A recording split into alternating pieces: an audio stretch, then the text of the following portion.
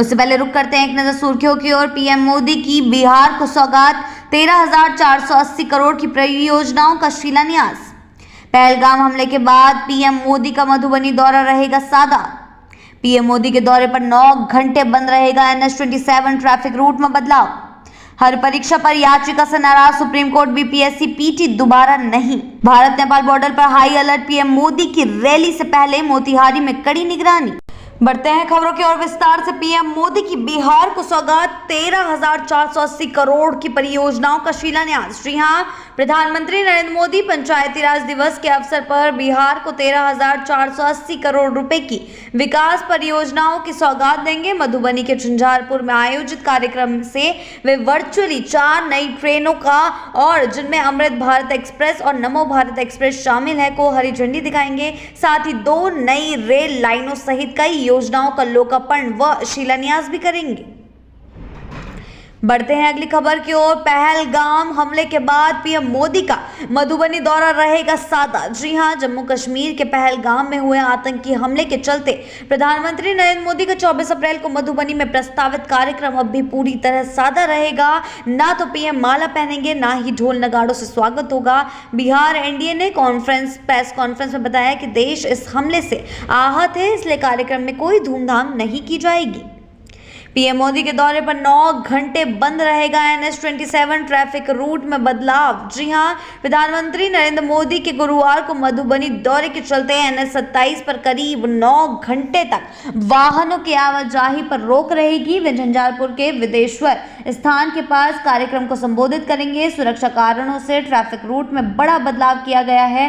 Truck, बस और अन्य बड़े वाहनों के लिए वैकल्पिक मार्ग तय किए गए हैं ताकि यातायात प्रभावित ना हो। बढ़ते हैं अगली खबर की ओर। हर परीक्षा पर याचिका से नाराज सुप्रीम कोर्ट, बीपीएससी पीटी दोबारा नहीं। जी हां, सुप्रीम कोर्ट ने बीपीएससी 70वीं पीटी परीक्षा को दोबारा आयोजित करने की याचिका खारिज कर दी है और बार बार परीक्षाओं को अदालत में चुनौती देने पर नाराजगी जताई है। कोर्ट ने कहा है कि यह प्रक्रिया में बाधा डालता है। पहले पटना हाई कोर्ट भी याचिका खारिज कर चुका है। सुप्रीम कोर्ट ने निर्देश दिया कि बीपीएससी मुख्य परीक्षा 25 अप्रैल से तय समय पर कराई जाए। बढ़ते हैं अगली खबर की ओर। गोपालगंज को मिलेगी बीपीसीएल की सौगात, पीएम मोदी करेंगे एलपीजी प्लांट का शिलान्यास। जी हां, गोपालगंज जिले के हथुआ अनुमंडल में औद्योगिक विकास की दिशा में बड़ा कदम उठाया जा रहा है। यहां बीपीसीएल का 1200 मीट्रिक टन क्षमता वाला एलपीजी बॉटलिंग प्लांट बनने जा रहा है, जिसका शिलान्यास 24 अप्रैल को प्रधानमंत्री नरेंद्र मोदी मधुबनी से वर्चुअल माध्यम से करेंगे। प्लांट की तैयारी अंतिम चरण में है और इसके शुरू होने से न सिर्फ जिले को औद्योगिक मजबूती मिलेगी बल्कि रोजगार के नए अवसर भी पैदा होंगे। बढ़ते हैं अगली खबर की ओर। एसआईटी सीतामढ़ी का गेट 2025 में परचम, 12 छात्रों ने हासिल की बड़ी सफलता। जी हां, सीतामढ़ी इंस्टीट्यूट ऑफ टेक्नोलॉजी के लिए साल 2025 गौरवशाली बन गया है क्योंकि संस्थान के 12 छात्रों ने गेट 2025 परीक्षा में सफलता हासिल की है। कंप्यूटर साइंस, इलेक्ट्रिकल और मैकेनिकल इंजीनियरिंग विभाग के इन होनहार छात्रों की कामयाबी से न सिर्फ संस्थान बल्कि पूरे जिले में जश्न का माहौल है। यह उपलब्धि एसआईटी की गुणवत्ता शिक्षा, छात्रों की मेहनत का प्रतीक बन गई है।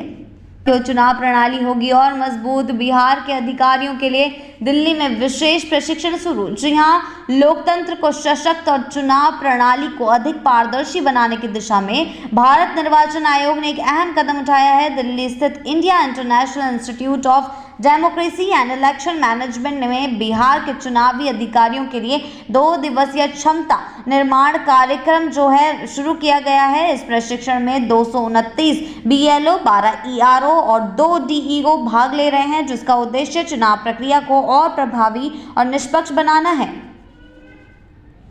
बढ़ते हैं अगली खबर की ओर। भारत नेपाल बॉर्डर पर हाई कोर्ट, पीएम की रैली से पहले मोतिहारी में कड़ी निगरानी। जी हां, मोतिहारी में भारत नेपाल सीमा पर सुरक्षा व्यवस्था चाक चौबंद कर दी गई है। पहलगाम आतंकी हमले और 24 अप्रैल को मधुबनी में होने वाले प्रधानमंत्री नरेंद्र मोदी की रैली को देखते हुए बॉर्डर पर अलर्ट जारी किया गया है। चप्पे चप्पे पर सुरक्षा बल तैनात हैं और हर आने जाने वाले वाहन की सघन जांच की जा रही है, जिससे किसी भी संभावित खतरे को समय रहते रोका जा सके। अगली खबर की ओर। खेलो इंडिया यूथ गेम्स 2025, बिहार ने कसी कमर, गया में हुई उच्च स्तरीय समीक्षा बैठक। जी हां, खेलो इंडिया यूथ गेम्स 2025 की तैयारियों को लेकर बिहार सरकार पूरी तरह सतर्क इसी दिशा में गया के बीपाड सभागार में खेल विभाग के अपर मुख्य सचिव बी राजेंद्र की अध्यक्षता में एक उच्च स्तरीय समीक्षा बैठक आयोजित की गई। बैठक में मगध प्रमंडल की आयुक्त डॉक्टर सफीना एएन समेत कई वरिष्ठ प्रशासनिक और पुलिस पदाधिकारी शामिल हैं। अगली खबर की ओर, मुजफ्फरपुर में आतंक के खिलाफ सख्त आवाज, मुस्लिम समुदाय ने की सर्जिकल स्ट्राइक की मांग। जी हां, जम्मू कश्मीर के पहलगाम में हुए आतंकी हमले के खिलाफ बिहार के मुजफ्फरपुर में मुस्लिम समुदाय ने कड़ी प्रतिक्रिया दी है।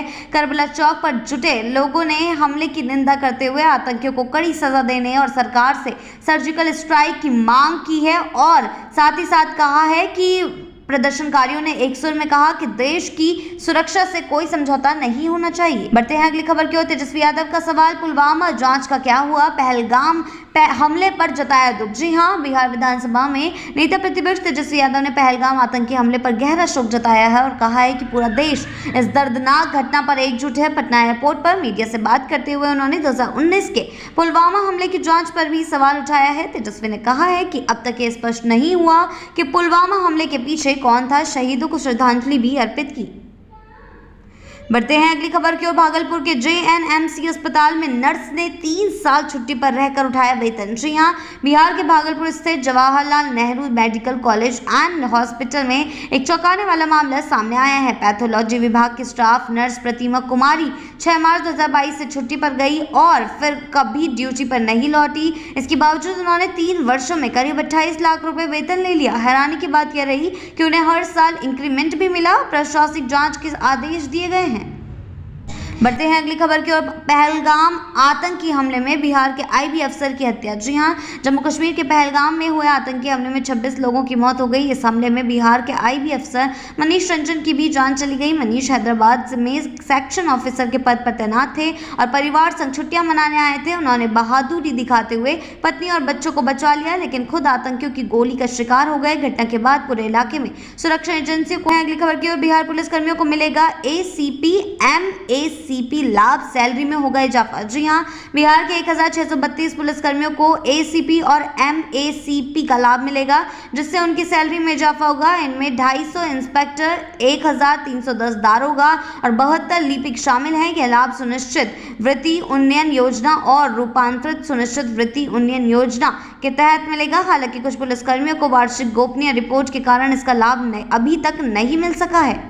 बढ़ते हैं आखिरी खबर की ओर। दरभंगा नरकटियागंज और Sitamarhi Muzaffarpur railway line double होगी, 130 करोड़ रुपए मंजूर। जी हां, सीतामढ़ी से मुजफ्फरपुर और नरकटियागंज से दरभंगा तक 255.5 किलोमीटर लंबी रेलवे लाइन के दोहरीकरण के लिए 130 करोड़ रुपए की राशि स्वीकृत की गई है। रेलवे बोर्ड ने वर्ष 2020 में इस परियोजना की मंजूरी दी थी, लेकिन अब 4 साल बाद इसे मंजूरी मिल पाई है। इस परियोजना के 2029 तक पूरा करने का लक्ष्य रखा गया है। बिहार की ऐसी ताजा बड़ी खबरों के लिए जुड़े रहें आर्यावर्त टाइम्स के साथ ही चैनल को सब्सक्राइब करना ना भूलें और हमारी फेसबुक और वेबसाइट के साथ भी जरूर जुड़ें।